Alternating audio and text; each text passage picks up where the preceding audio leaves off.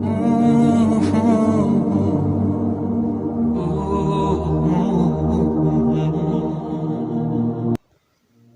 چاہے دن کے اجالوں میں مانگی جائے یا رات کی سسکتی ہوئی خاموشی میں، دعا رو کر مانگی جائے یا مسکرا کر، یا تپتی ہوئی دھوپ میں سلگتے ہوئے ہاتھوں سے، دعا ہمیشہ قبول ہوتی ہے۔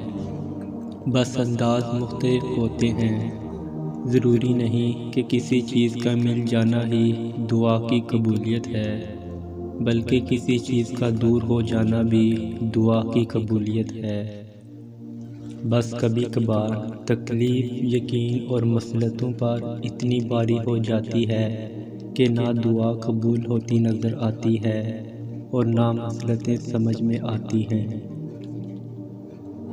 یہ بھی امتحان ہوتا ہے، ہماری محبت کا امتحان، ہمارے صبر کا امتحان، ہمارے یقین کا امتحان۔ کبھی کبھار اللہ پاک اس لیے ہمارے دل سے اس لا حاصل چیز کا خیال نہیں نکالتا تاکہ ہم اس سے بات کریں، اس سے اتنا مانگیں کہ اس کو ہمارے یقین اور معصومیت کی یہ ادا پسند آ جائے۔ وہ ہمیشہ ہماری حسرتوں پہ کن کہنے کا منتظر رہتا ہے۔ وہ ہمیں دیتے ہوئے نہیں تھکتا اور ہم ہے کہ مانگتے ہوئے تھک جاتے ہیں۔